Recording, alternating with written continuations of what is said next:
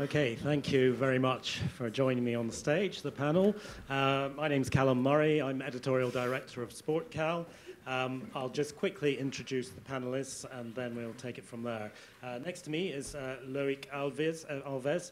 He's legal counsel to the European Handball Federation, and he recently completed a master in European sport governance.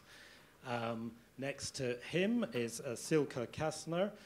She's a canoe-kayak athlete, still canoeing and kayaking, but and hoping to qualify for the World Championships next year, you were saying.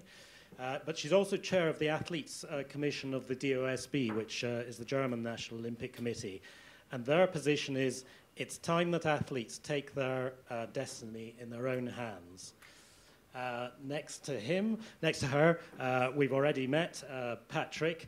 Patrick's involved in almost everything. He is the Renaissance man of sport. And if you want to know more about him than we already know, there's a profile of him in the latest issue of Sport Cal magazine, which you can find outside. I'll leave Stanislas till last and just introduce quickly Jean-Loup Chapelet, who is one of our hosts here and who is a professor at the University of Lausanne and at IDHEAP. Some of you will know him already. Yes, I wanted to leave Stanislas to last because he is the Executive Secretary of the Council of Europe Enlarged Partial Agreement on Sport, and I don't know what that is. So perhaps I can ask him to explain.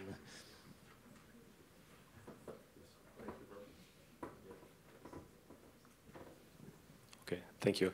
Well, indeed, the presentation addressed public governance, political governance, and indeed the governments have a role in the promotion of sport at national level, in supporting the sports movement.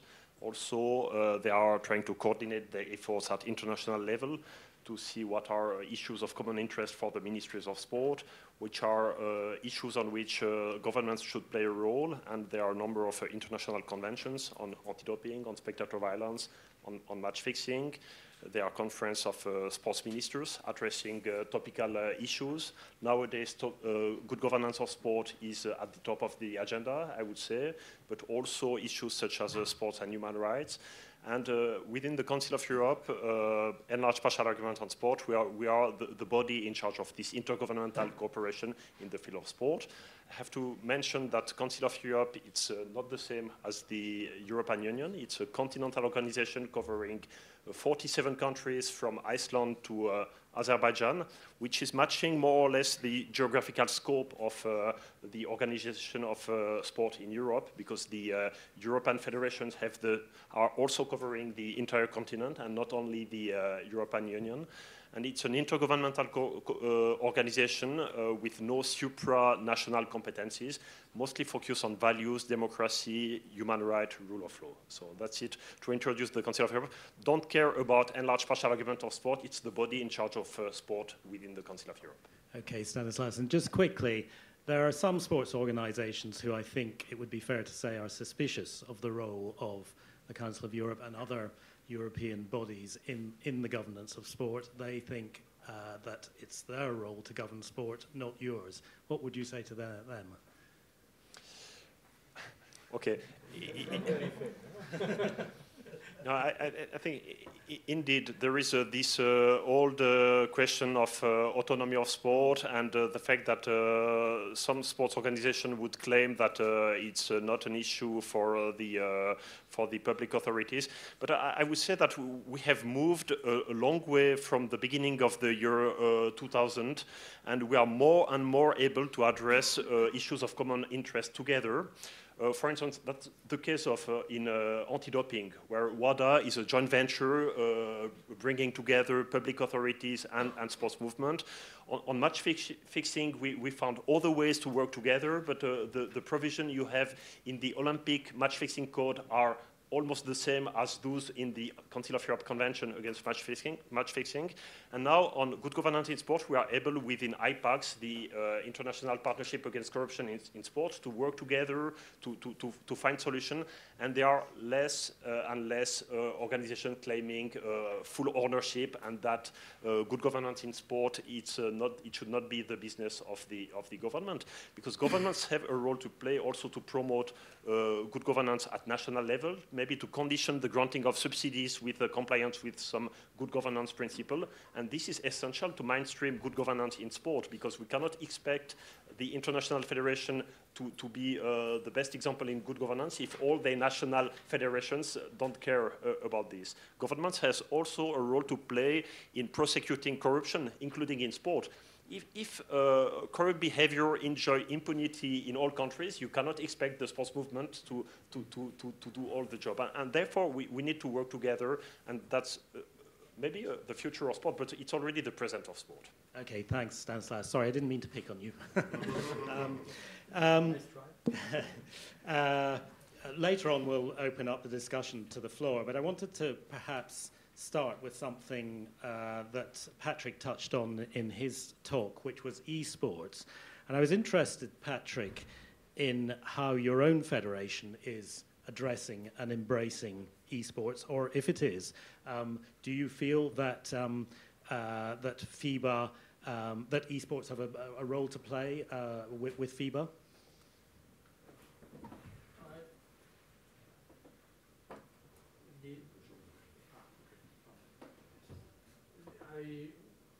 Sure, it works? Yes, and Technology is getting older.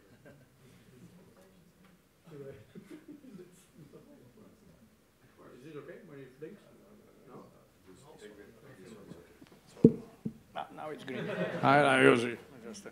No, yes and no. I mean, we have the two main V sports, because at least in that terminology, are the FIFA game and the NBA 2K game.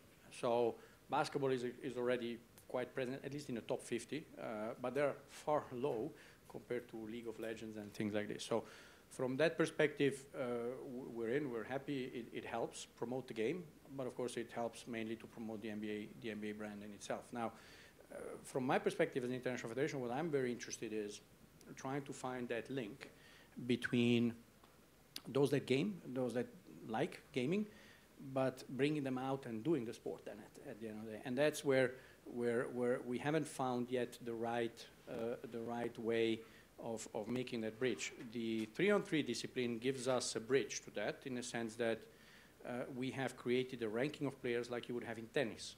So the more you play, the more you get rankings, and the more you give rankings to your country and so forth. And we have a subset where you can play alone. And by playing alone, you record yourself, you using, and you can also get points. And then you can play the game, and you can also get points. So, but that's still very far from being really involved in esports as the international federation.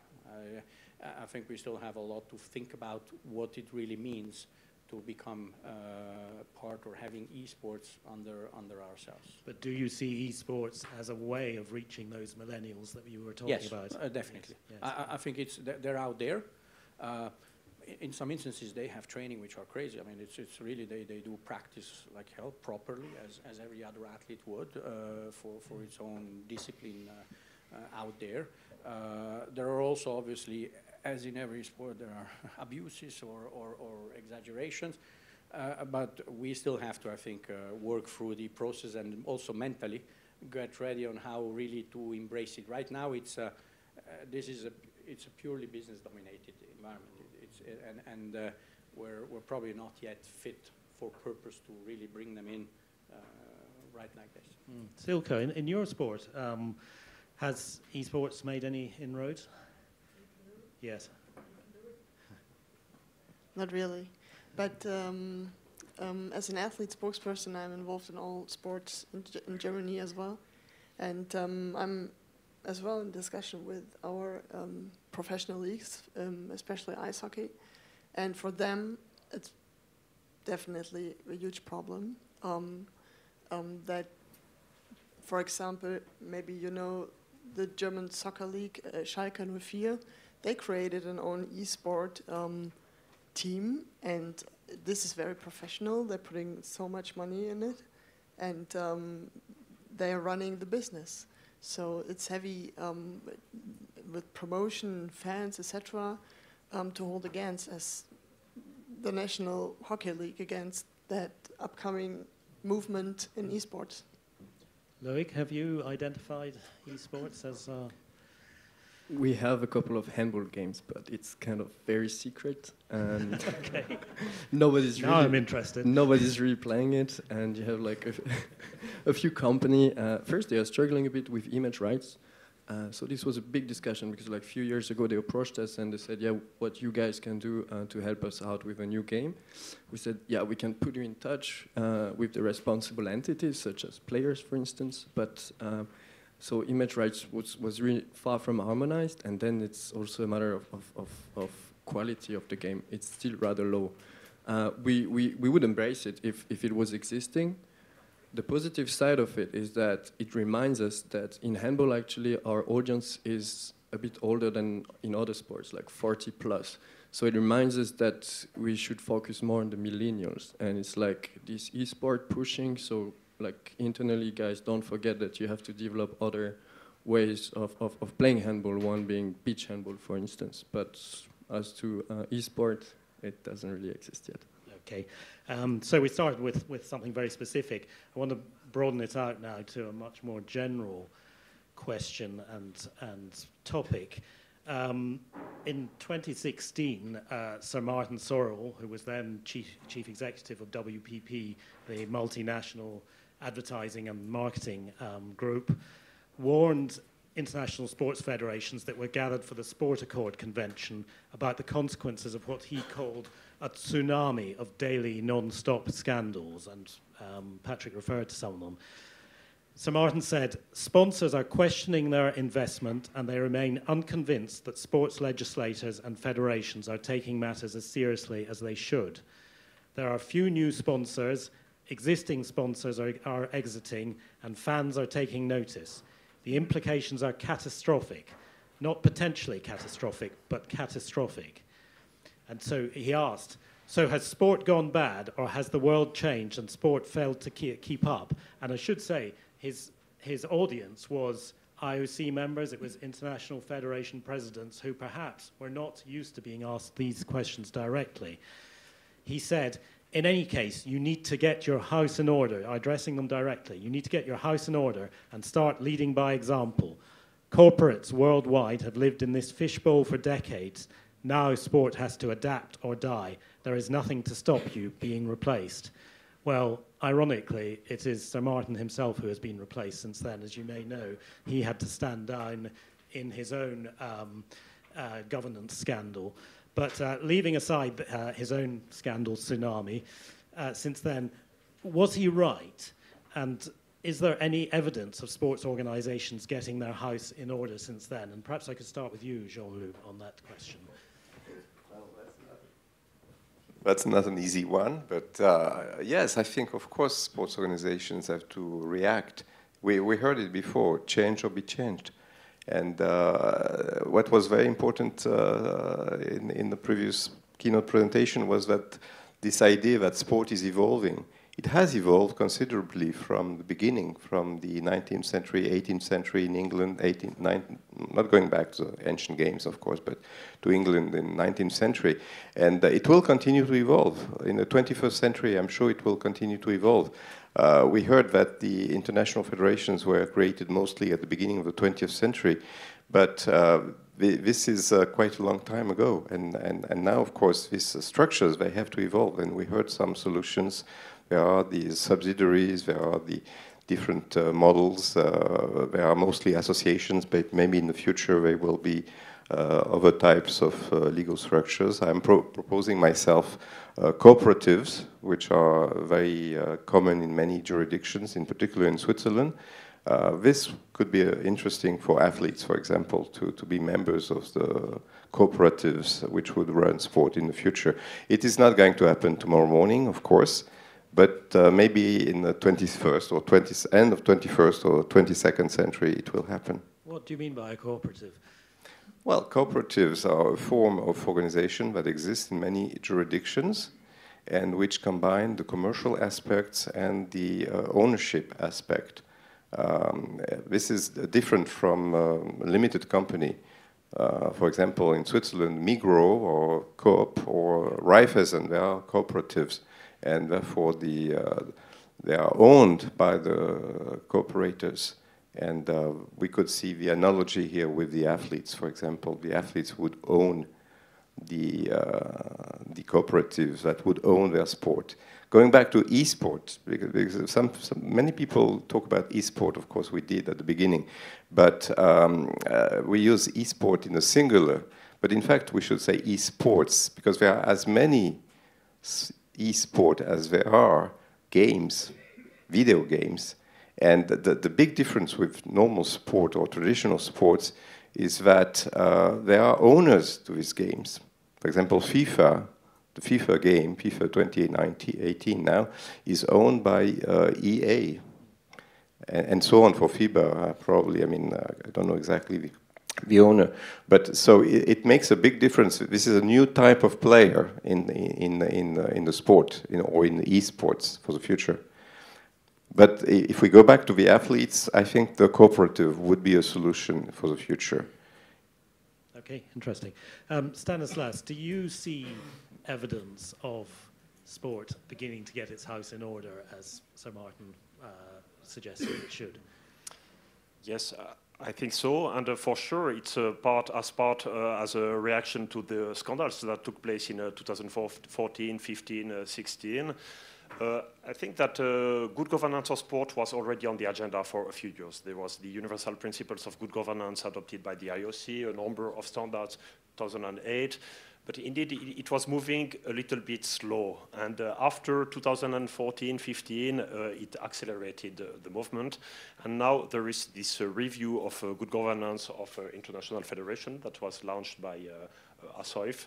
And it's brilliant. We're sitting between Patrick Baumann and Jean-Loup. I would not afford criticizing the ASOIF process, but I may formulate what are the expectations from the many governments on this.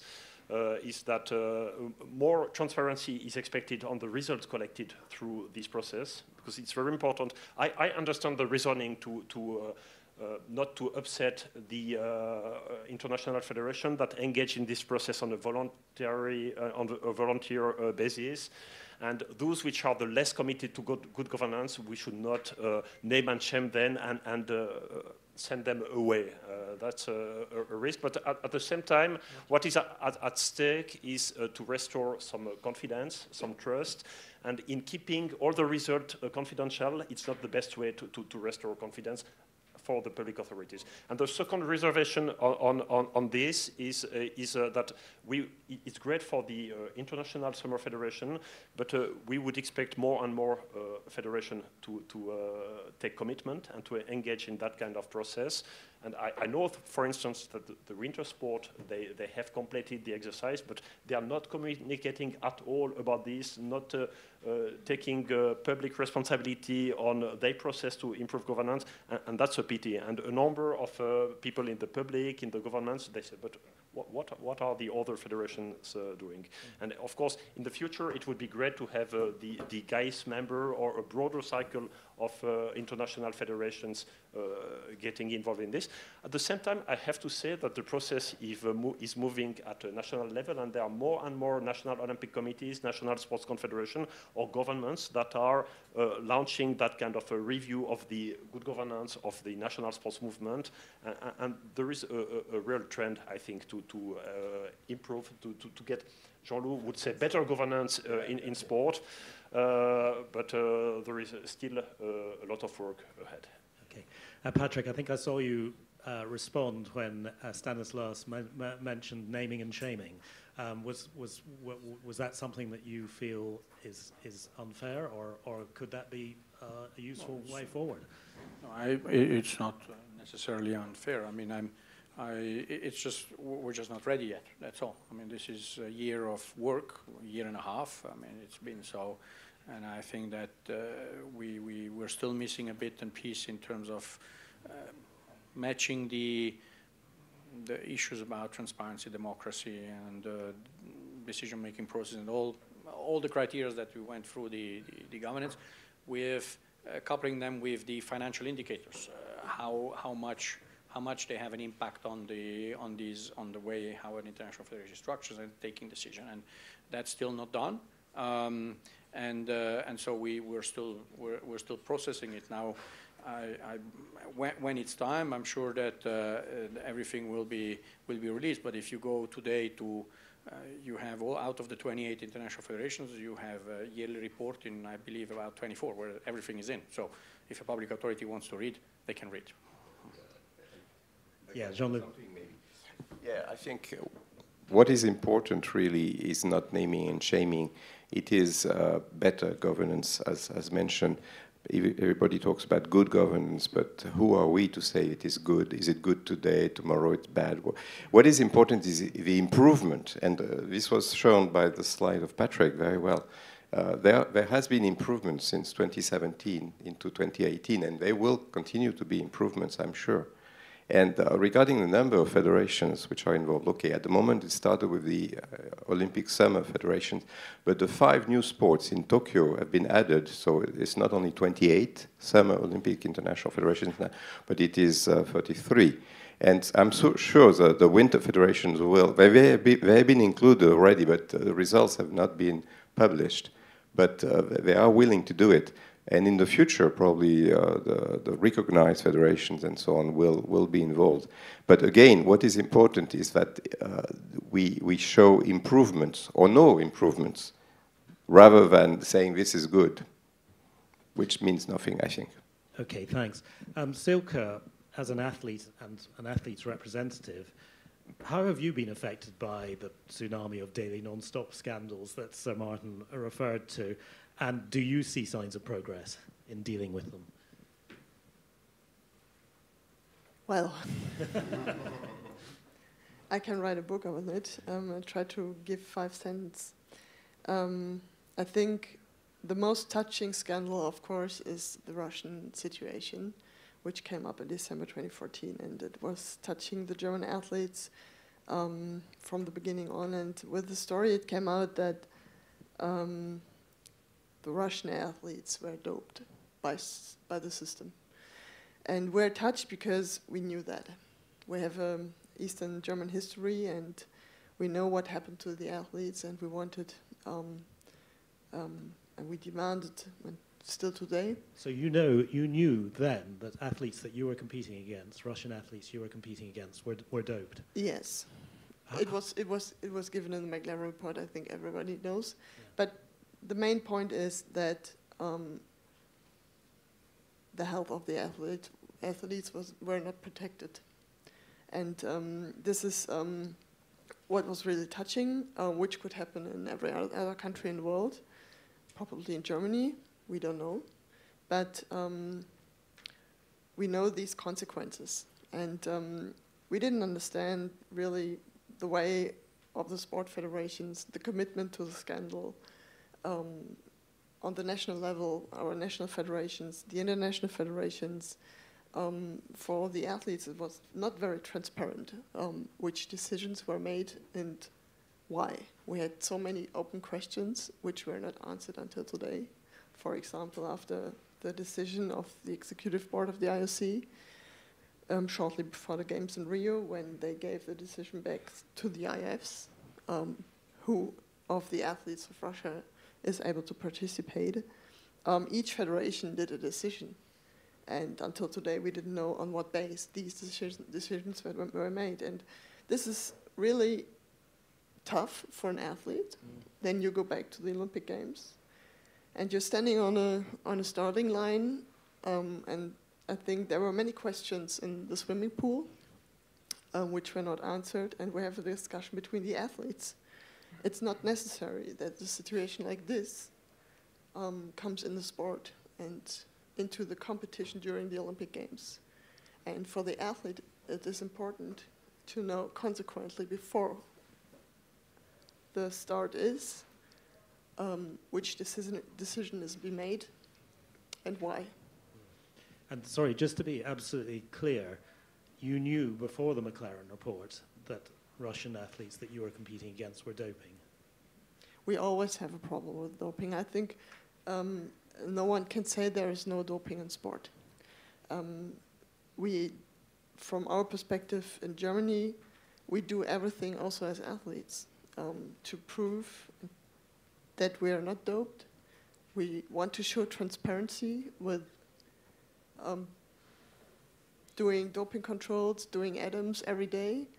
I think this should be a task of every country.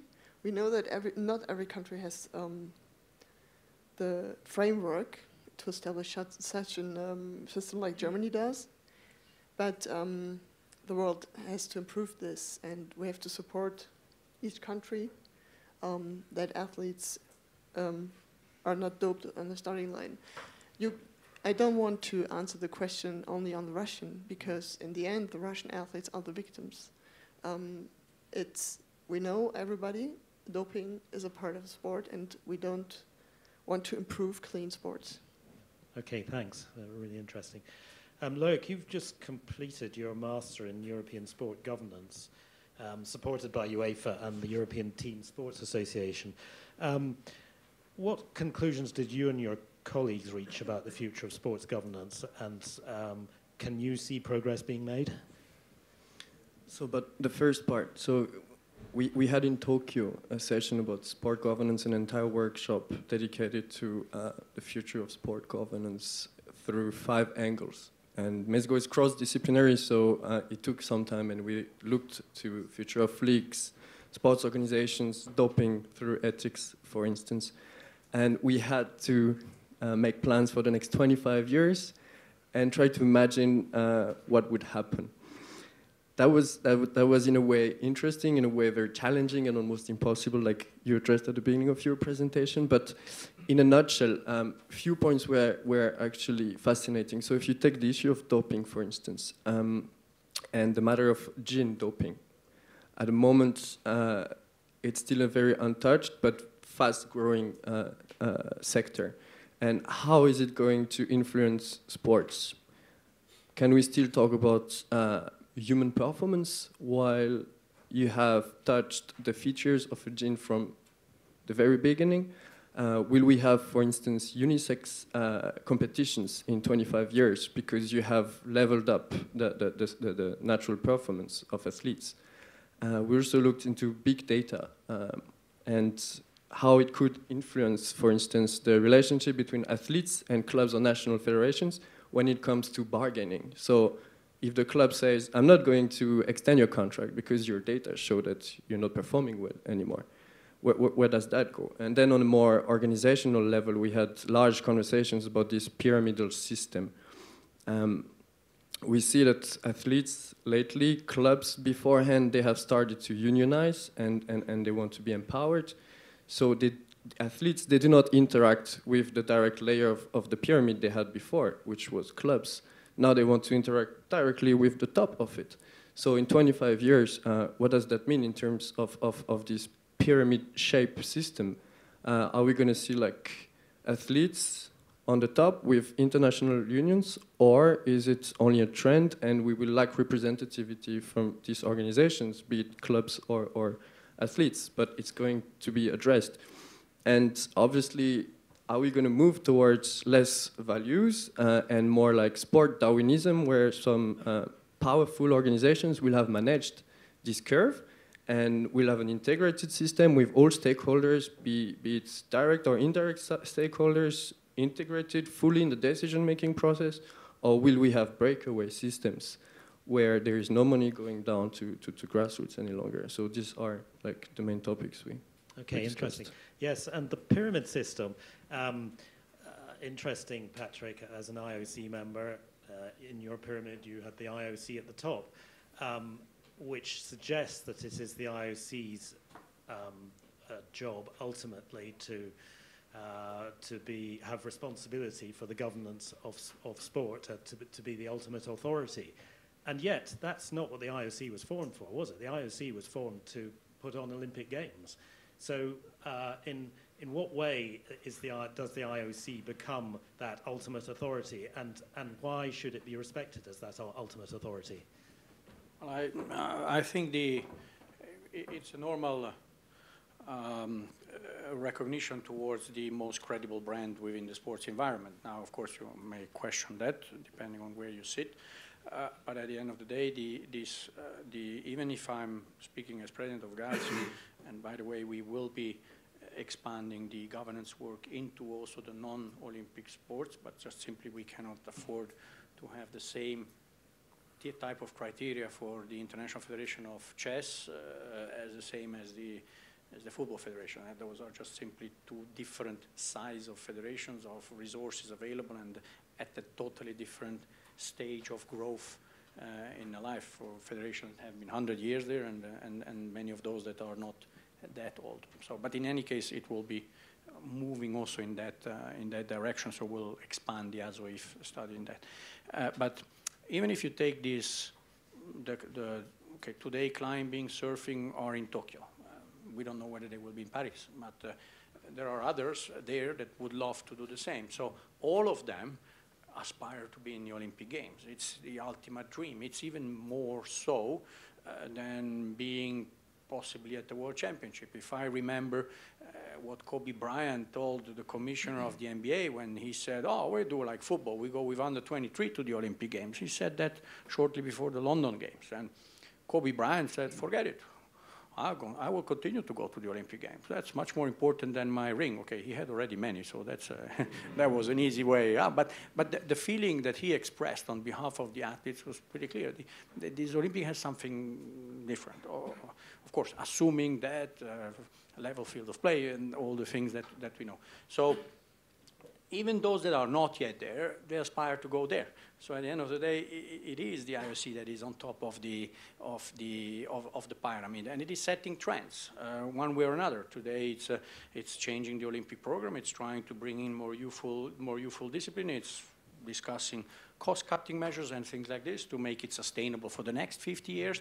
And it has, whether it may be back at the time, Pierre de Coubertin did not think of that, but I believe that many of these sports that are not yet recognized were not maybe even really considered sports back at the time. Sport was considered in the English society, or I think that was something that was not serious. And the real sports, the one that went to the Olympics were the sports. Everything else has come on top over the last 100 years, and it is, I believe, just simply a very natural movement where the IOC is setting a trend for everyone, and at the end of the day, everyone aspires to be in the Olympic Games. So it's not just about organizing games. It is about promoting sports all over the place in the world and the values that go with it. If you look at the recent decision but at the discussion that, for example, is happening now in the Australian Olympic Committee with Thorpe, that went out saying, well, I don't want a result-driven or a medal-driven policy of financing from my National Olympic Committee or whatsoever, because that is just directed to those that can have the resources, but it's leaving everybody else behind. And I prefer that we have more people going to sports than having more medals at the Olympic Games, and I think that's probably also a trend, and if that moves on, I wouldn't mind, because I think that that's a very good trend, and that's the role of the Olympic movement as a global, as a big movement worldwide. I take all those points, but maybe a question for perhaps Jean-Loup and Stanislas. Critics of the IOC would say that it is, by its nature, conflicted. There are huge conflicts of interest there because its members represent, first of all, individual sports. Secondly, they represent their own countries, or they often feel they do. Would there be a place instead for some kind of world government of sport which was completely independent and which could be seen to be independent? You yourself mentioned conflicts of interest, Patrick. Jean-Loup? Well, I think it's very difficult to be totally independent from everybody. The academics insist on, being independent, but of course we are paid by universities, so we are not totally independent. And I think it's the same for sport. And I think we should go back there to the ideas of Pierre de Coubertin, that is the IOC members being trustees of the Olympics. Of course, it's difficult for them to extract themselves from their positions, from where they come from. For example, Patrick comes from basketball, but as an IOC member, he is supposed to take decisions without thinking too much about basketball. I know it's very difficult, but it's a theory, and it can work. It's a question of persons, choosing the right persons, the trustees of the Olympics. That's the idea from the beginning. But of course, between the theory and the practice, there might be difficulties. And then I leave it to Stanislas for the World Government of Sport. Yes, the World Government of Sport, Stanislas. How about that? Thank you. No, I would say that the position of the IOC as the most representative body of the sport movement is not challenged by the government nowadays. And within WADA, for instance, it's the IOC which is representing the sports movement. And I think on most of the topics, the IOC is a reliable and competent partner. Now, there are some, on the promotion of sport for all, there are a number of organizations which are not affiliated to the Olympic movement, and we also take into consideration some other stakeholders. And maybe a weakness of the IOC would be the representativity of the professional leagues, for instance, the American ones, or the professional sports movement. And sometimes, depending on the topic, we also have consultation with these professional leagues. But in general, there is no prospect of setting up a new world governance of sport with a new umbrella organization. However, there is a recurring proposal to say that on some integrity issue there should be a body, but I think it's mostly the analogy with anti-doping, which is prevailing, because in the field of anti-doping there was a process of harmonization within the governments with the Council of Europe Convention, a process of harmonization within the sports movement with the Olympic anti-doping charter, and at some time they made in the World Anti-Doping Agency. And many people have this process in mind, and when we address other issues such as good governance, match fixing, they say, and when is the agency coming? But it's not, there is no one-size-fits-all solution, and I don't think that we will create agencies for every topic, and there are other ways to create cooperation and to address these issues. But indeed, it is often mentioned in this context to have kind of overarching body to coordinate some integrity issue, but it's not the same as the government of sport. Okay. Yes, Patrick. Who's controlling that one? I mean, we can, you know, I think the sports movement comes bottom up, and I think, and that bottom up, as long as it's protected and ensure that it is all the time bottom up and not just from commercially coming down, top down, I think that it is able to self-regulate itself with its mistakes, as in every environment. The second point I would like to make is also that when you are an IOC member, yes, you could be conflicted, but at the end you are in an environment where you have 115 conflicted of different conflicts. So at the end you have to find a common argument. And even when you are in a corporate environment, and you are in a board of a corporate environment, you know that there is a tendency in big companies to take the CEO of that company, to bring it here, to take there. At the end of the day, once you enter in that particular company, you have a legal responsibility to take the decision which are the best for that particular company in which you're sitting. Mm-hmm. And if you fail, you are criminally liable. And to some extent that is not different and might go even further in terms of governance, but certainly that's the same when you sit in a sports body. And you can imagine when you are in a sports body, as I mentioned, you have a board of 15 people from 15 countries from 4 different continents. They all have something back in their mind, but they still have to find the way what is the best for the whole movement. Okay. There used to be some graffiti on a building in Lausanne, which I used to see every time I came to Lausanne. I think it's been finally washed off, but it was there for a long time. It's near the station. And it said, "Love football, hate FIFA." And I thought that was really interesting. I thought that here was a person, and perhaps that person, you know, perhaps there are many people like that person who, even though they hated what was going on at FIFA, and this was all around the time of the FIFA Gate scandal, it didn't stop them from it didn't prevent them from loving football. So it wouldn't have prevented them from watching the World Cup, for example, even though FIFA is the organizer of the World Cup, which made me wonder whether ultimately these kind of scandals within governing bodies really matter if they don't stop the fans, if it doesn't stop the fans from loving the sport. Loic, what's your view? Why do these scandals matter?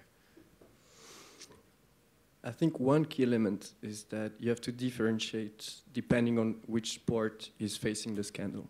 FIFA can afford many scandals, I believe, before people stop watching it. Some other sports can't. If you take, I don't know, baseball back in the days, for instance, doping scandals probably cost them partly their Olympic spot. We are also discussing about AIBA right now. They're in a tough spot. So it depends on that. And I think sometimes we use a shortcut when referring to sport, which is the sports movement. Like if it's something consolidated and they have all the same issues and can implement the same things together. I don't think so. You have like so many different sizes and cultures in there that if they're not equal in terms of governance, and therefore they're not equal in terms of scandals. And football is probably the only universal sport in this area. And I think handball, for instance, talking about my organization, we do our homeworks as much as possible, but if we start facing one scandal after the other, of course, our sponsors that we had to fight to obtain, they will drop out and go to another one. Yeah, interesting. Silke, you've spoken very eloquently about how doping affects clean athletes. But what about other kinds of these kind of financial scandals within a governing body? Do they matter to you as an athlete, and do they matter to your fans? They matter to the athletes, of course. Look, also we are in Germany, and we are a wealthy nation. We're living in some kind of sub-reality, looking on financial and social situation of athletes.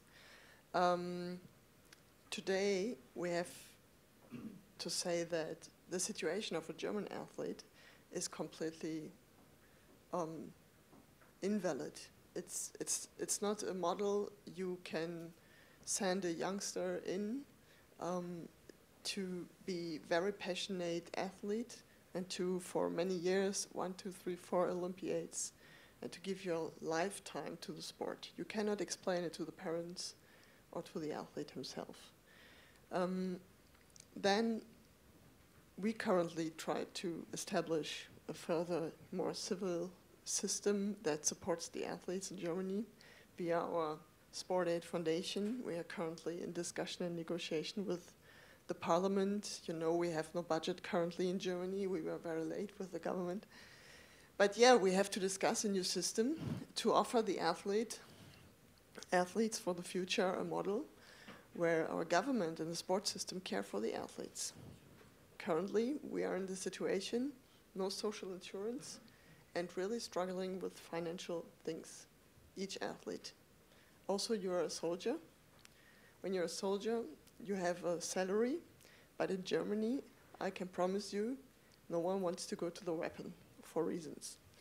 Coming up these scandals where some's coming up,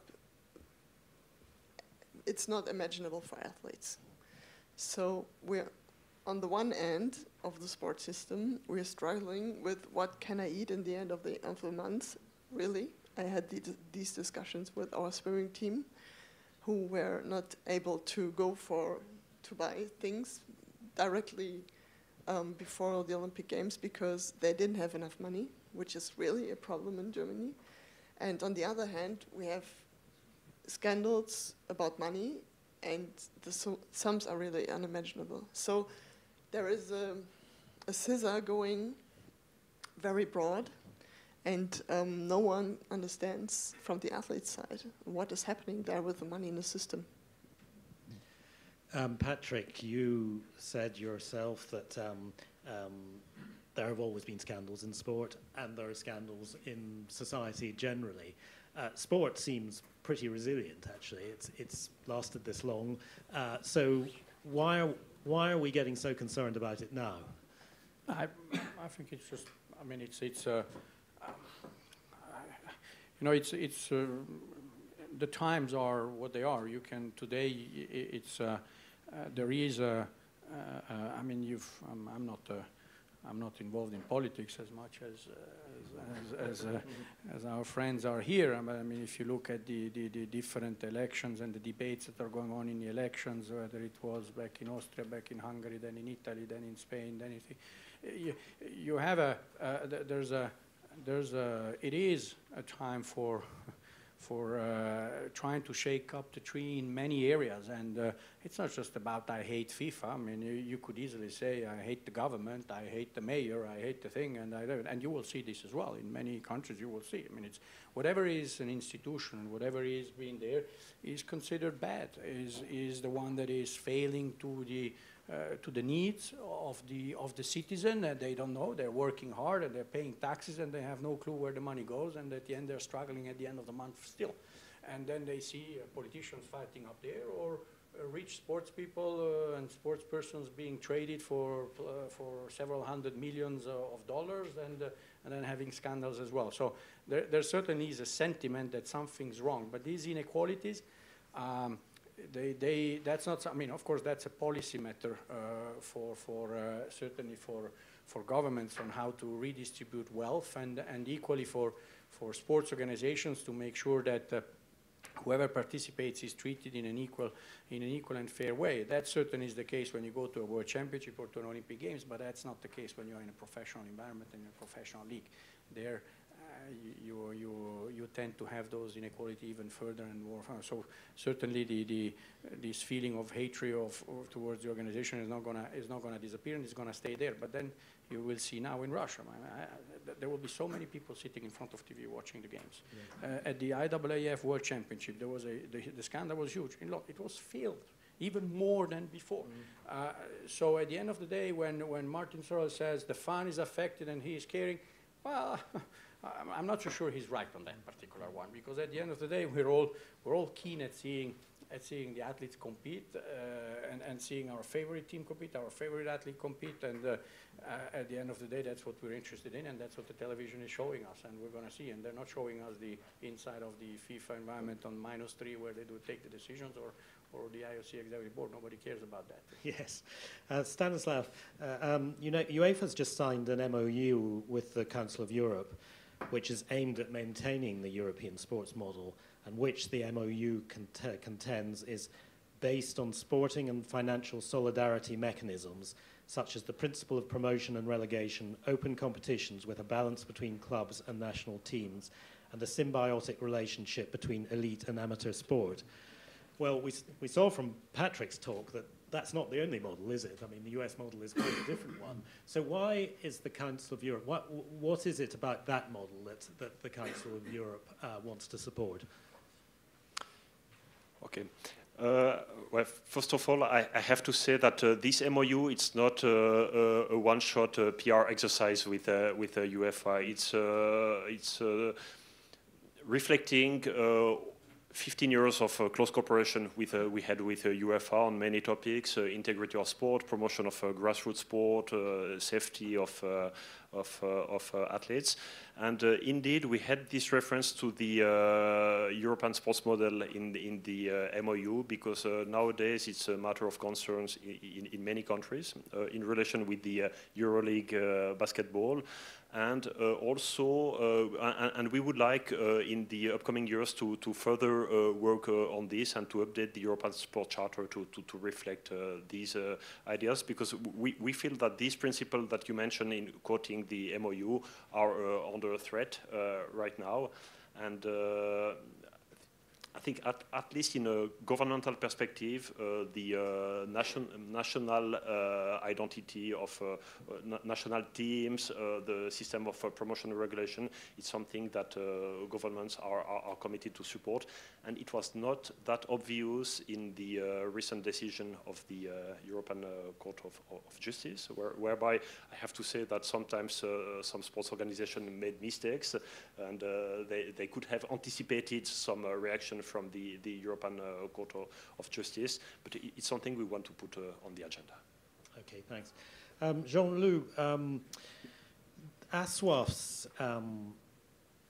self-certification system has come under some criticism actually from the Council of Europe's Parliamentary Assembly, which said that self-evaluation, similarly to any ticking the boxes exercise based on fulfilling questionnaires, is far from being a sufficient basis for achieving long-term goals of good governance in sport. What do you think the ASWAF initiative can achieve, and is there any more effective alternative? Well, you quoted this Parliamentary Assembly, Council of Europe Parliamentary Assembly report, but in fact it says that the ASWAF model was very good. It was a first step. Of course, it was not perfect, and we all agreed on this. And as I said before, we are in an improvement cycle. I mean, this was recognized by the ASWAF itself and somehow by the Parliamentary Assembly of the Council of Europe. So, but of course, they say it should be more independent. And I think ASWAF has taken a decision at its General Assembly in Bangkok recently that the GTF will become the GMU. It's not only a change of name, but it's a more independent body to assess the governance of international federations. And I'm glad to hear that the GIFES members will join, because of course the more members there are, the better it is. This is what we can say. This parliamentary, I may criticize because I'm next to Stanislas and he knows me well. This parliamentary report of the Council of Europe, again, was very contradictory at some point. It says that, for example, the sports organizations should be controlled by a world body. I think they mentioned that, as you did before. And at the same time, the Council of Europe itself, through its sports charter, says that sports should be autonomous. So how do you reconcile this? I leave the question to Stanislas now. Well, thank you. Well, indeed, it's fair to mention that the Parliamentary Assembly is free to draft and adopt its report, and sometimes the coherence with the already existing standards of the Council of Europe is not their first priority. However, I think that this report reflects the fact that in many countries, the members of parliament, but also sometimes the government, they are a little bit fed up with these scandals, and they expect more transparency, they expect more effort, and that was also what I said earlier while commenting the ASWAF process, which is very good, as I said, but should be further developed and improved. But the Parliamentary Assembly, they are very much on this line to say we should create a worldwide agency, a body, an overviewing body over the international federations. It may be the case in 20 years, but for the time being, it's not realistic, and it's not. The governments are not ready to engage in that kind of discussion. We are very much more pragmatic, and we are very glad that within IPACS we can develop the dialogue with the sports movement, make proposal how to improve the ASWAF process. We would like to have more transparency on this because. Indeed, there is a criticism of self-assessment process, self-evaluation, and we said that we don't have any problem. Governments, the ministers responsible for sports, they said that they don't have problem with the self-assessment process, provided the result can be verified by independent sources. And this is the reason why we would like more detail on the result of the ASWAF process, because then it would be acceptable if we can have academics, independent NGOs, which are doing their own research, and we can compare the result of the ASOIF self-assessment with other sources. It would be very satisfactory for many people. As long as it is kept a bit confidential, there will be an expression of distrust on this. But I have some distance, some reservation on the proposals of the Parliamentary Assembly report, but they reflect true concerns from the political world, and they should not be underestimated. Okay, thanks. I wanted to move on from sort of pure governance issues to perhaps one of the problems that Agenda 2020 and the new norm, the IOC's programs, are trying to address, which is the struggle to find host cities for the Olympic Games. The IOC, as many of you know, and most of you will know, was so concerned that it might lose either Paris or Los Angeles as a future candidate if it awarded the 2024 Games to either one of them, that it changed its own rules to enable it to award 2 games at once to avoid creating a loser. And Thomas Bach, the IOC president, repeatedly called this a win-win situation. But has anything actually been resolved, or has the IOC simply postponed the next crisis? Louis, what's your view on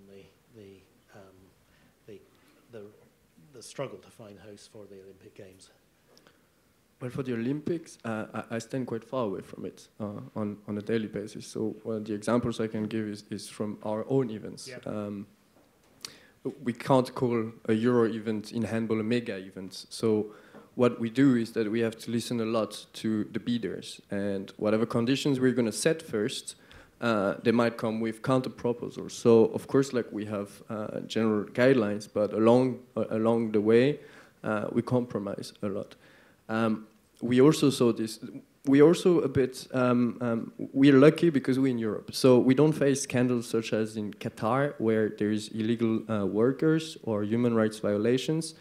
Of course, you could question some democracies in Europe, but overall, these are not things we come across. Then, what we are trying to do is to have different countries bidding together. So they reduce the costs. We make sure that halls are being filled in.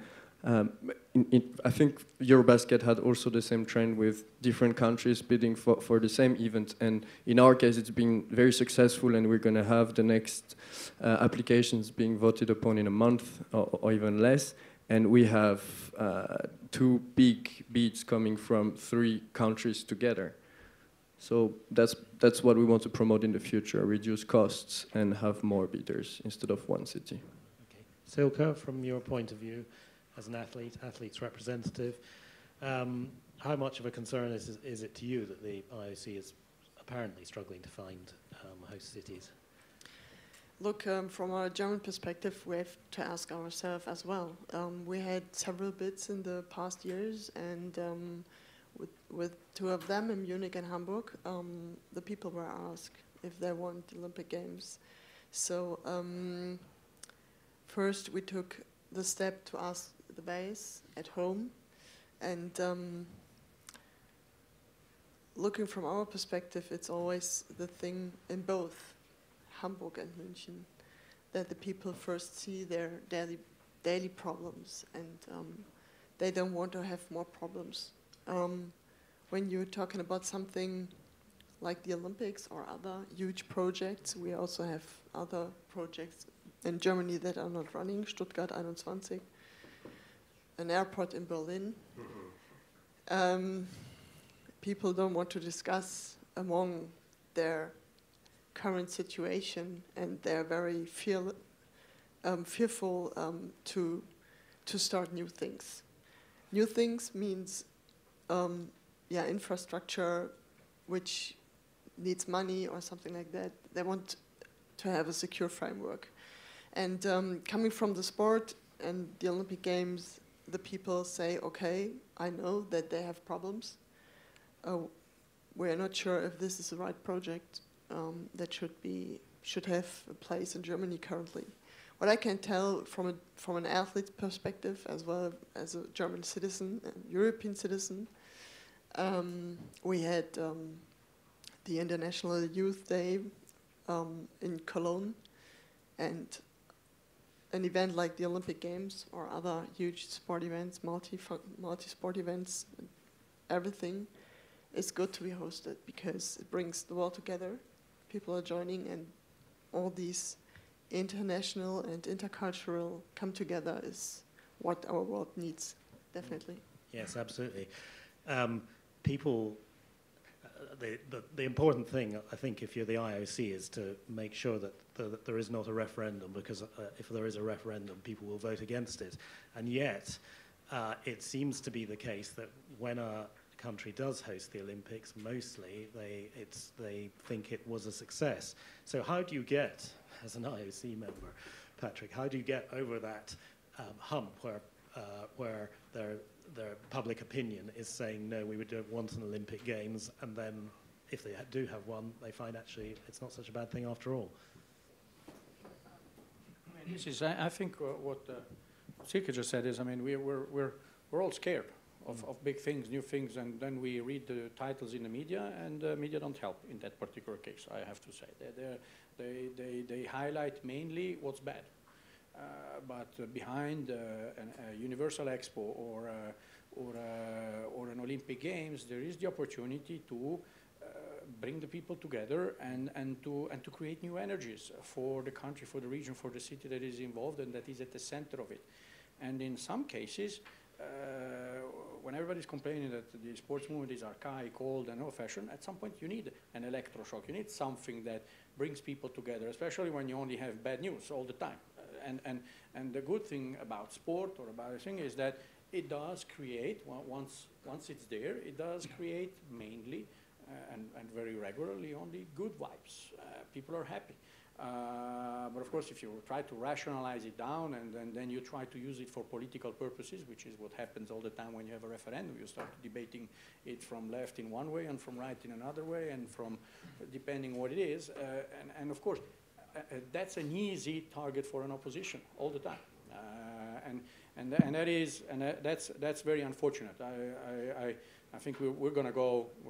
I don't know. We'll see Sunday what's going to happen here. No, so, but if it's positive, we'll be very happy. At least coming from sport and being a Swiss. Not even if I were not in Liga, I think that we would deserve. We can show the world that we can, and we can do better than others, and that we can use it for growing our sports industry and our tourism industry for the next 30 years. And we are investing so much money in many other things, and then we are complaining about,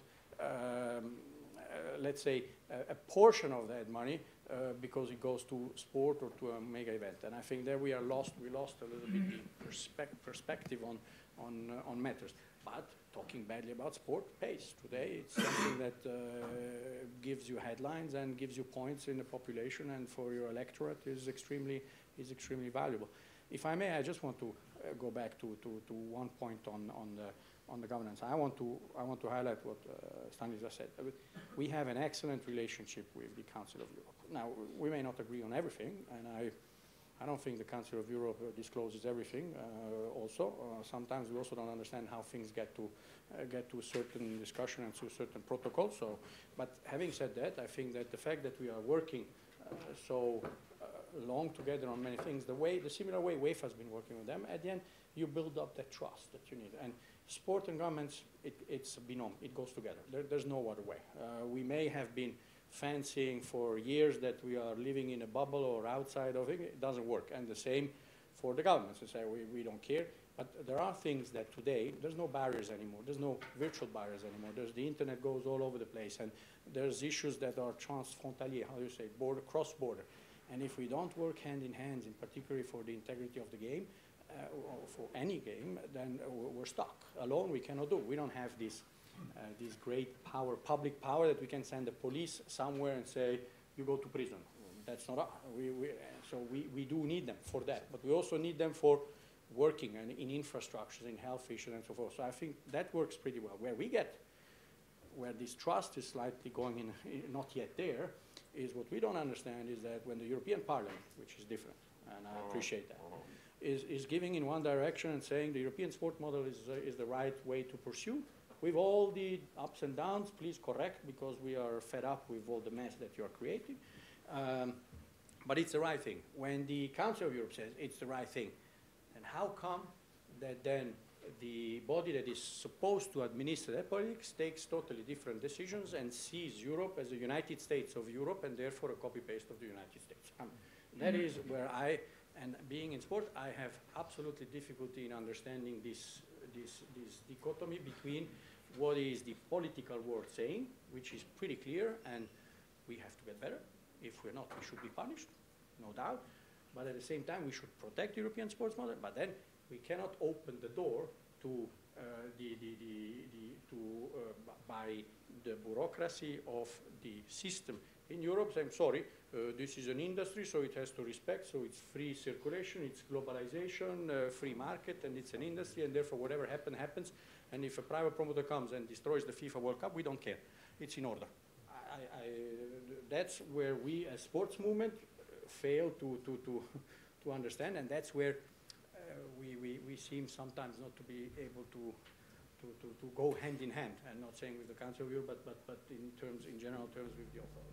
Okay, thanks, Patrick. Jean-Loup, did you want to make a quick point, and then I wanted to jump in the bid situation. It's true, there are less bids than there used to be. It's not a new situation that happened in the past, but clearly nowadays there are not enough bids. But it's not only sports or the Olympics which are touched. I mean, all the big projects are having trouble. You mentioned the airport in Berlin. We had a case of airport in France, also in Nantes, which was very difficult and which in the end was stopped.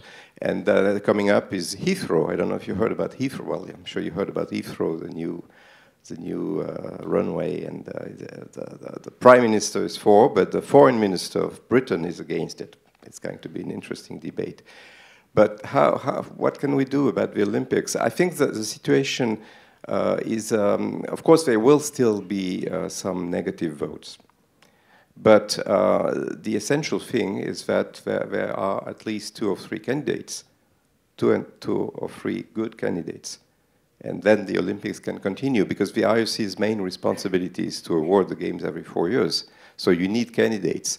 And I think the smart politicians are thinking twice about all this situation. Because the problem, I think, if I may say to the IOC, is that there has been a lot of fake news about the Olympics. I mean, you know, fake news, of course, didn't exist 20 years ago. So it was much easier to pass Olympic projects, for example, Olympic bids.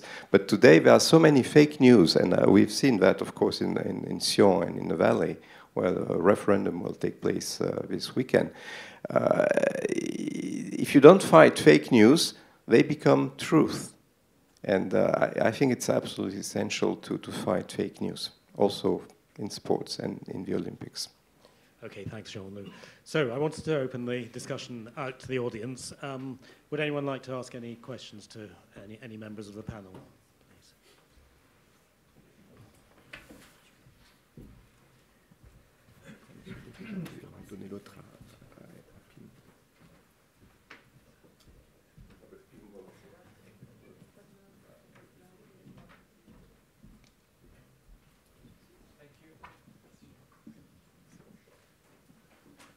Thank you.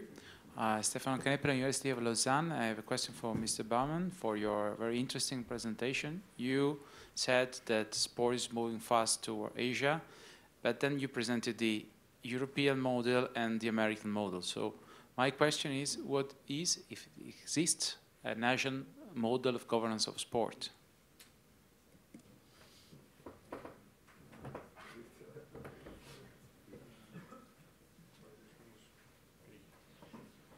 There is, I would think that the Asian culture is different to what I mean, everyone that has been traveling or comes from there understands that the culture is certainly different in how they deal with sports. And in terms of being part of the international world, it is pretty much similar to the European sports model, less to the American. Now, however, what I said is more that in a very larger context of the economical context, it's that the future is in Asia in terms of economics, not for sport, for everything. And I think that's, just take the Financial Times of today, and you'll see, and you can read it on the front page. But and so that is obviously affecting equally sport. So there is the same struggle that we are finding in Europe is coming also a little bit to Asia, at least to some of those environments, certainly to China in particular, where the ambition to somehow emulate or beat the United States in sports, they are questioning themselves how they should be organized, whether they should be organized more in the way the Americans are, or they should keep being under the, or in a let's say in a quasi system, or that is the European sports model. That's something that you see very clearly. There's movement, and that is coming from the base and from the businessmen, for the people that are investing. So, and they see the U.S. as a competitor in a certain way, also on the field of play, not just in the economy, and therefore they feel that maybe their model could be replicated also in some parts of Asia. The second point that is maybe different to us here in Europe, because we're at least here, is there is much more closer, how to call it, a link between governments and the sports organizations. And that is it's not everywhere the case, but certainly the legislative environment, including also how federations are built, who runs them, and so forth. There, the link with government, you can feel it, is extremely strong. If in Europe there is still, with all the ups and downs of the sports world, and so this view that sport should be autonomous and government should only interfere in critical areas like the integrity areas and when where there is a big mess and so forth, but the rest should be autonomous. In Asia there is a relatively permanent oversight in the different countries from the government on the sports organization. So I wouldn't say it's totally different because they're all members of our international federations, but we would obviously fully understand how presidency, for example, are elected or appointed, or rather appointed rather than elected, and things like this. And that is something that you can't change, and we cannot come, and that is where the exercise of saying what is good governance or not good governance, you cannot come with the view from Europe on what is good in Asia. The same as we cannot go here and saying our model is the one that needs to be adapted to Africa. And that's what makes it sometimes extremely complex in that particular environment. Okay, thanks, Patrick. More questions? There's well, lots now. One at the back there. Have we got a microphone? I can go to the back. It's on its way. Yes, if you could pass it right back to the back there, please.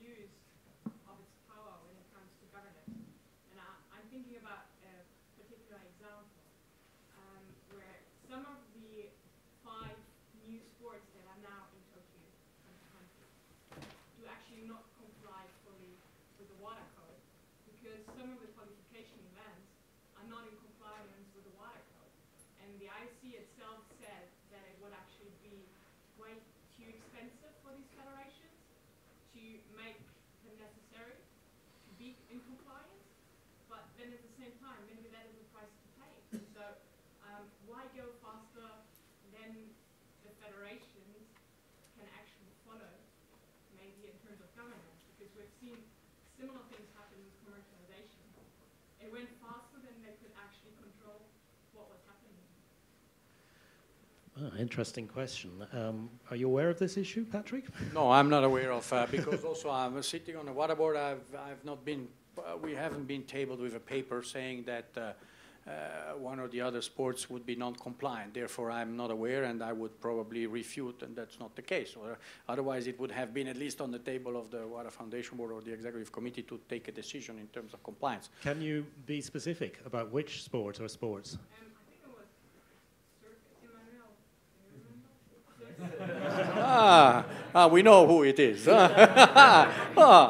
Well, but there is a, let me, okay, surfing has a, yeah, yeah.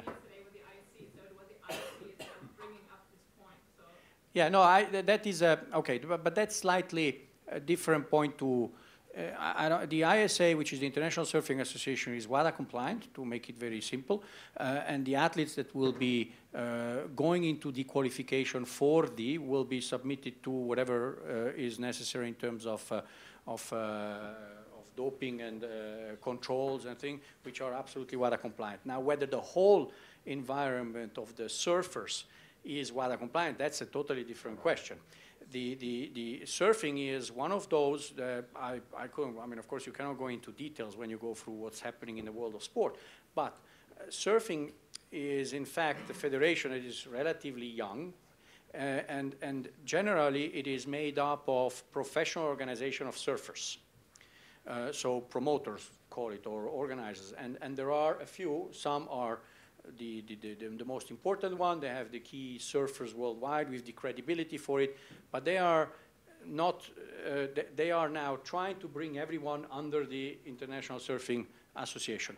And the condition for getting to the Olympics will be that they have to be under the ISA.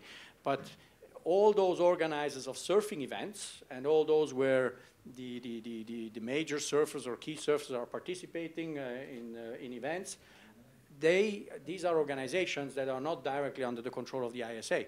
And as a consequence, they may or may not be WADA compliant. I cannot say, but this is, it's to some extent not much different to, we have a big issue with the 3 professional leagues in the United States. I mean, the NBA, the NHL, and then the others who are not WADA signatories, but also because the doping matter is a matter of collective bargaining with the athletes. So it's not something that you can regulate through a law in the United States, but it's a bargaining between employer and employee, and therefore, as such, they are not directly, you could say, WADA compliant, but what the more correct term is, they are not signatory of the WADA code. But when the NHL players or the NBA players, or back in a time the baseball players or whatever, when they were moving into a USA team and getting into the Olympics, they were fully WADA compliant and tested and over-tested and tested back for in every way possible, just to make sure that they're nothing. At least the ones that. At least the ones that I know. So, but that's not. Now, your general question, how strong the IOC can be, I think that leads back to the issue about the governance and even this work that is being done by the GTF. At the end of the day, even if today our friends in the government may say it's not public yet, but what really is behind the columns and the bars in the governance report, I think that over time, the IOC will make it mandatory that certain minimum compliance have to happen in good governance in topic 1, 2, 3, 4, 10, or whatever they are. And if not, your funding will be cut as much as a government will cut the funding of a national governing body. And if you continue, you will just simply be kicked out of the Olympics. Now, when this will happen, that's, I can't tell you. But certainly, I think that's the trend, and that's where it's going. So at the end of the day, the IOC has the opportunity to say no or yes when the time is right. And to our understanding right now, the ISA is WADA compliant. Okay, time's getting a bit short, but I'd like to take 1 or 2 more questions. This gentleman here. I'm sorry, I have also a question for Mr. Patrick Bowman. In terms of sustainability and social responsibility, in 5, 10, 20 years in the future, what do you see, what do you foresee in international sports federations? Do you think there will be some or big changes in their governance and management practice? For example, new budget with a new CSL department or sustainability department or commission, or hiring more employees for sustainability and social responsibility.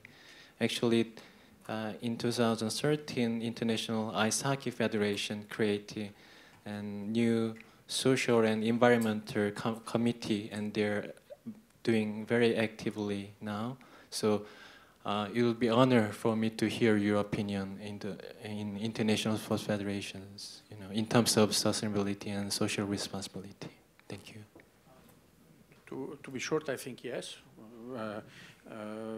It will be more and more present in the activities of international federation, as much as it is already very much active and present in the International Olympic Committee. Probably the CSR even more so than the sustainability. Sustainability for each individual international federation is not always that simple to set it up in a proper way, and it might be easier for the IOC to coordinate that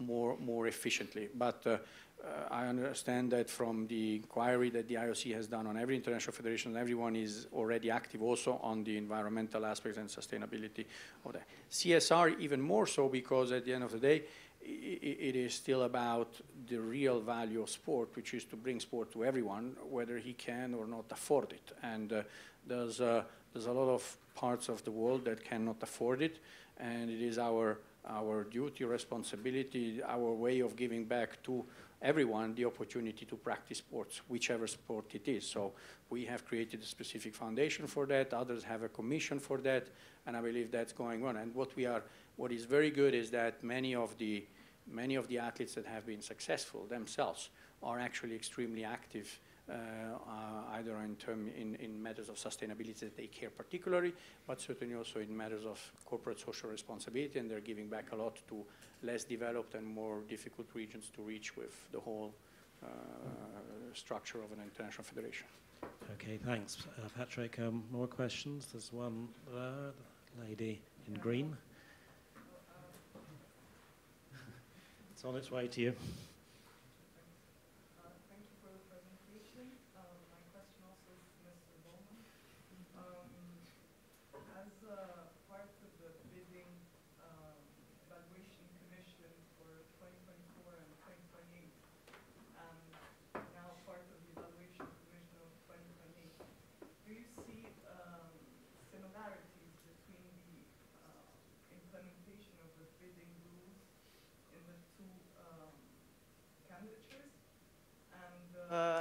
And do you see how the 2024 bid could bring something to the 2028 Olympic Games?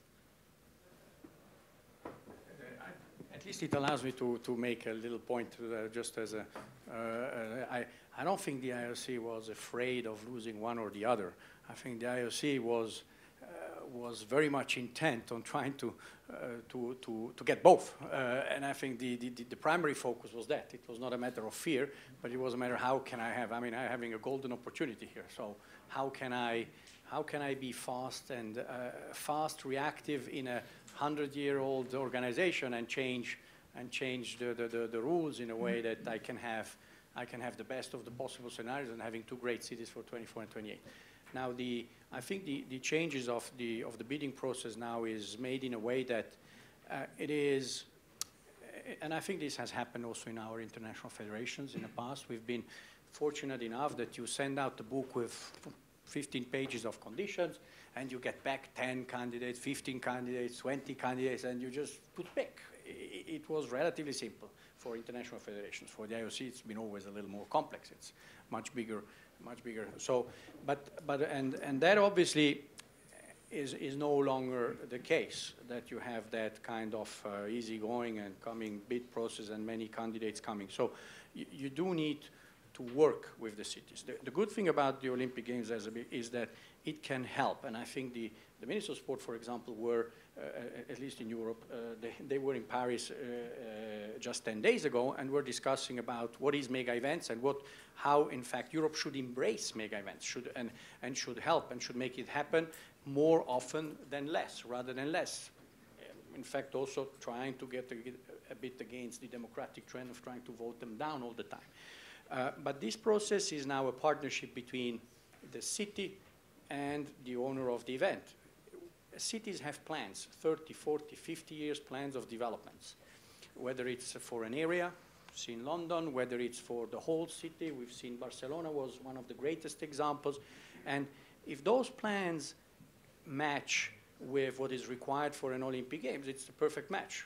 you're not spending more just because you have the Olympic Games.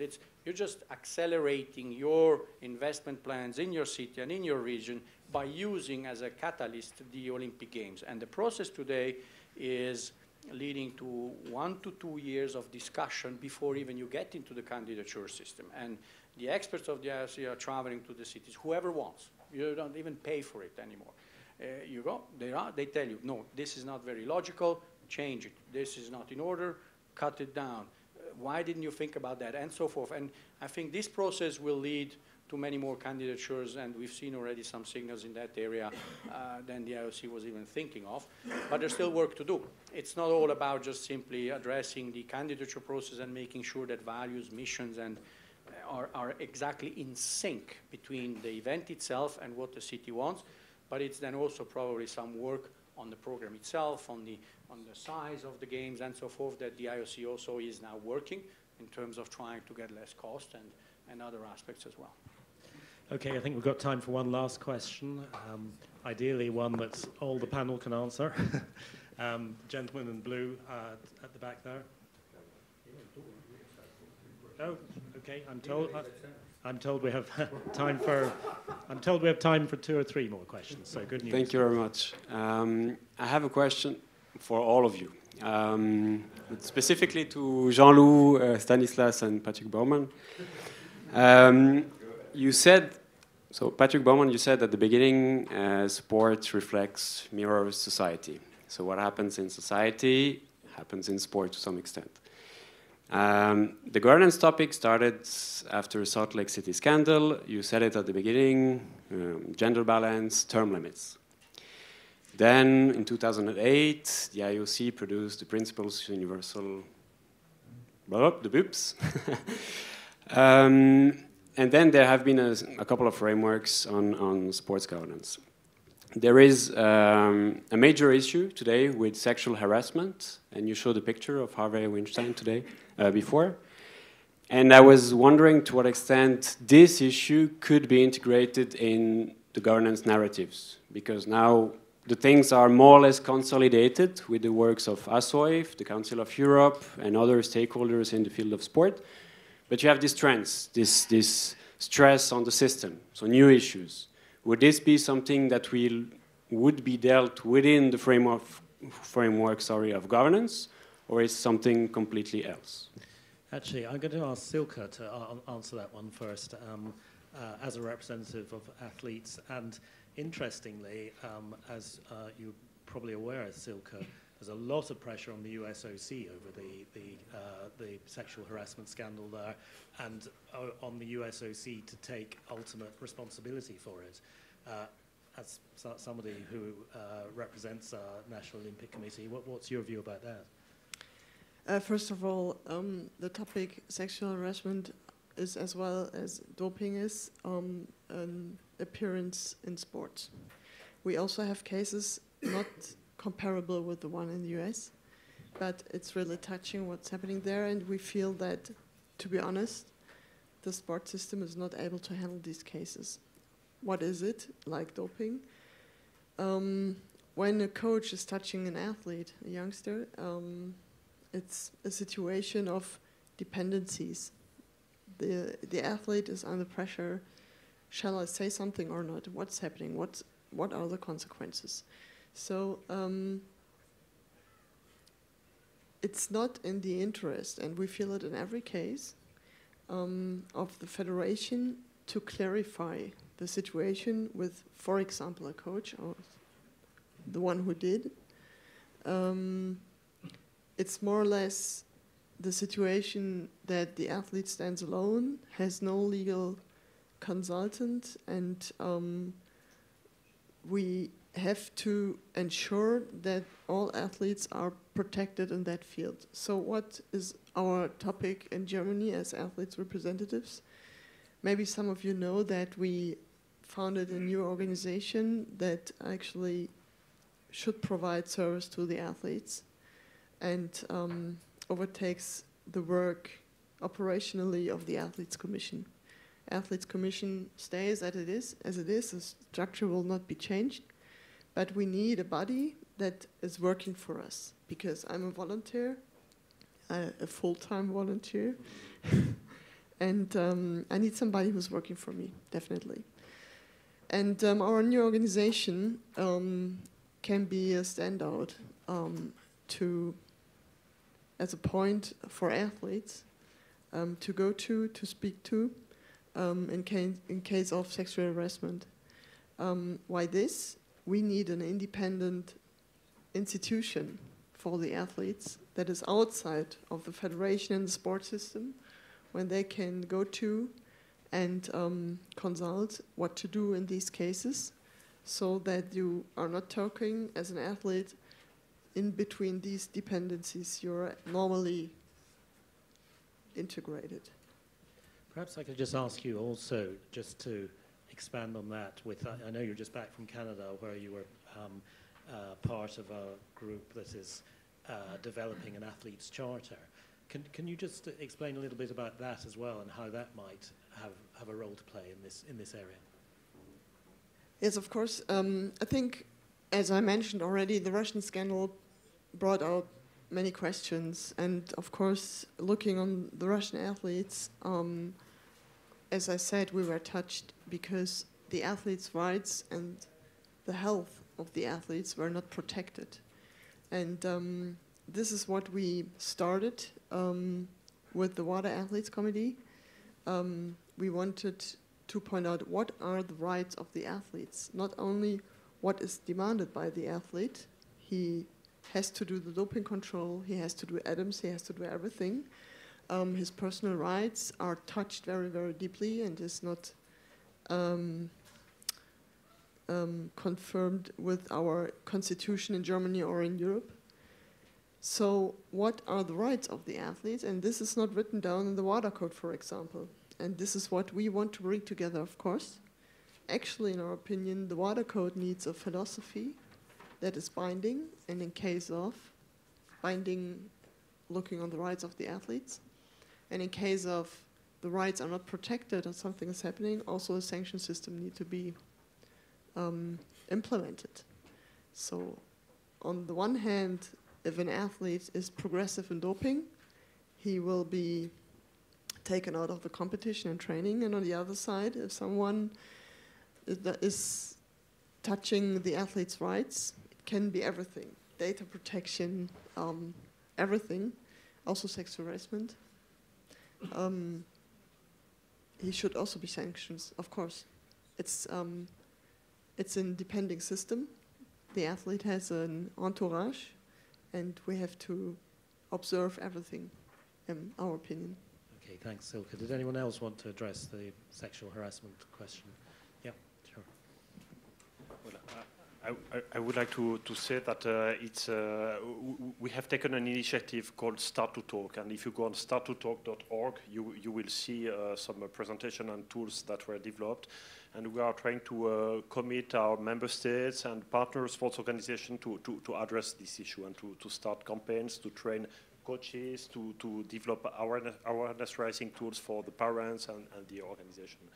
Now, to answer Michael's question whether it should be part of a good governance framework, I'm a little bit reluctant, because there is a trend sometimes when we open the discussion on good governance to put everything you would expect from sports organization in good governance. And in the presentation that Emmanuel made at the beginning of the conference, he gave a definition of good governance, which is about process, and for me it's about democratic functioning, transparency, accountability, these principles of good governance. And if you try to include detailed regulation on anti-doping, fight against sexual harassment, racism, and everything in good governance, you will end up with very heavy books that will knock out every sports organization.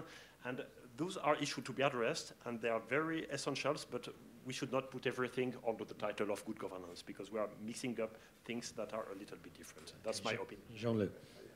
I fully agree, and but I still think that there should be an indicator about whistleblowing mechanism, not only for abuse, sexual harassments and so on, but other abuses, doping, ethical matters, corruption, and so on.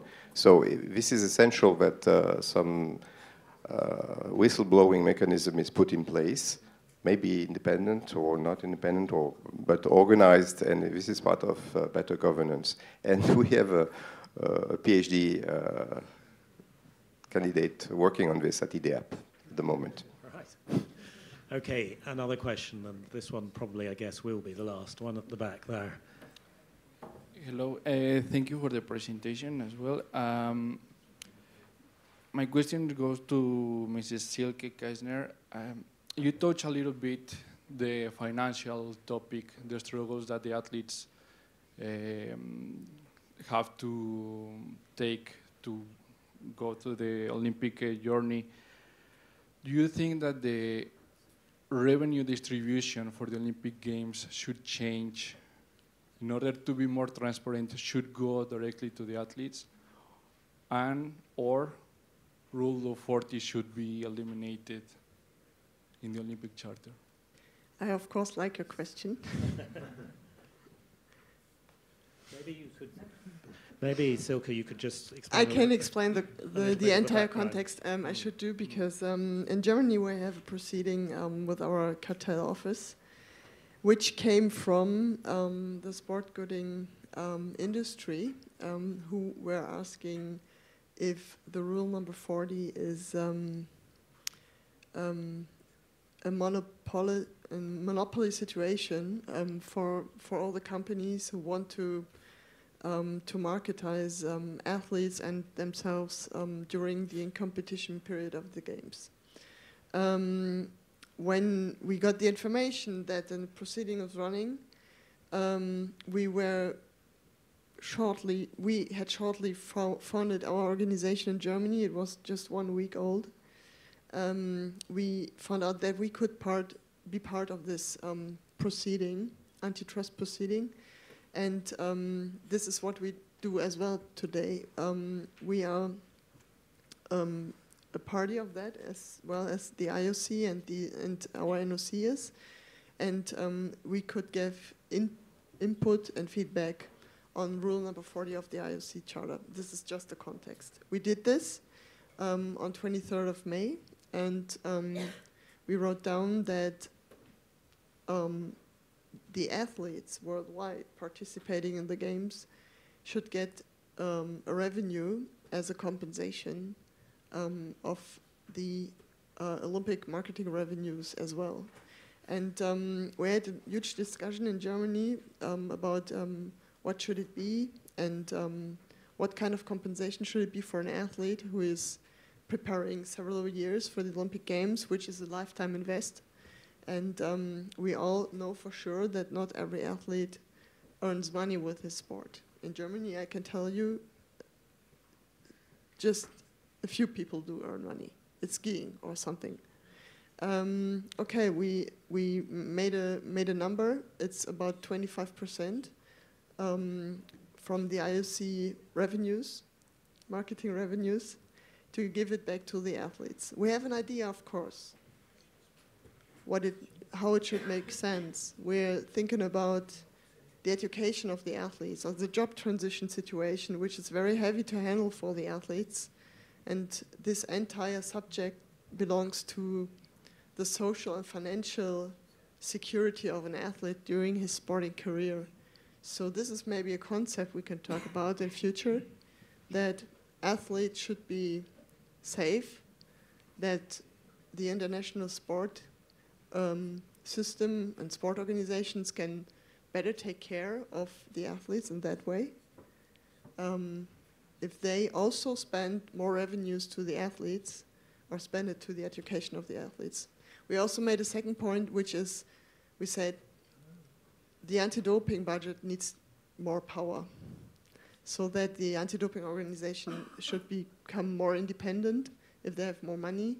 And as I've said in the beginning, we all know that many countries in the world are not able to establish a very good running and effective anti-doping system. But if we push money from marketing revenues to the anti-doping more, we could improve the system, I'm sure, with that. Patrick, did you want to respond to that challenge to the IOC's Rule 40? I leave that to the courts in Germany to respond to that. I'm not. There are proceedings, so it's not my. Certainly, I'm not. I think it's. There is. I'll make a slightly different comment. Challenges on antitrust of the system of sport are extremely dangerous for the whole sport. And when you start to get into antitrust issues on sport, then we go back to the conversation whether yes or no the European sports model should exist or not.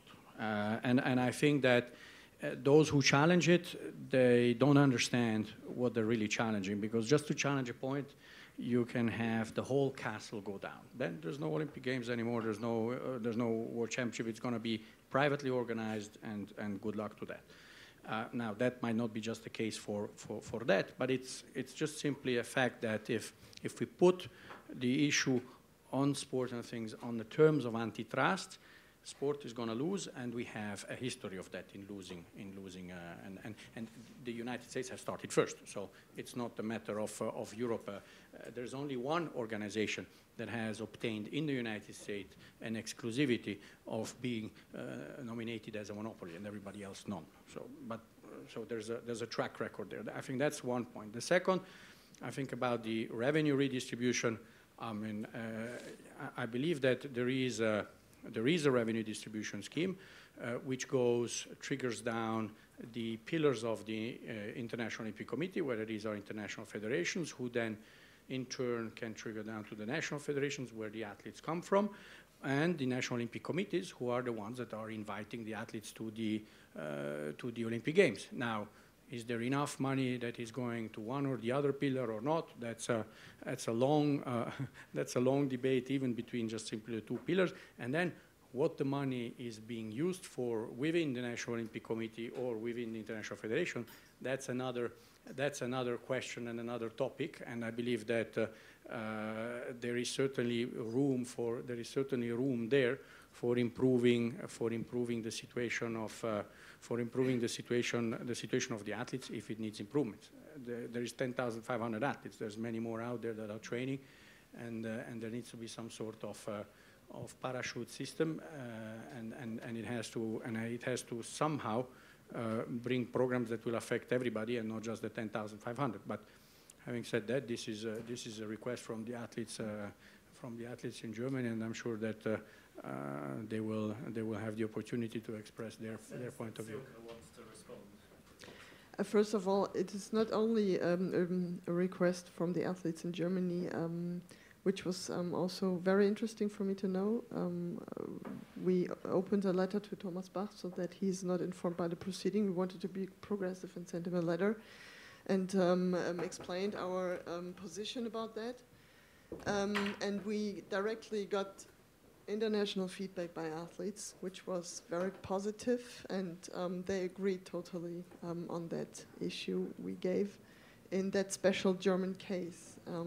As you mentioned, I'm currently coming back from Canada, where I was also on the podium with the World Anti-Doping Agency, talking also to Kirsty Coventry, the IOC chair, Paula Radcliffe from the IAAF Commission, Athletes Commission, etc.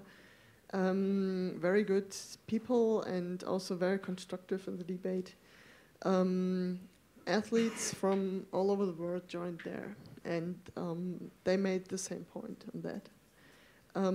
I think as a sport governing body today, in the 21st century, we can take more care of the athletes. Athletes are doing their sport in very, very different frameworks, and it's not easy for them, independent where they're coming from, completely independent, and they need to be, take more care of them. They're giving really full power and lifetime on the sport, and in the end, they themselves have less revenue.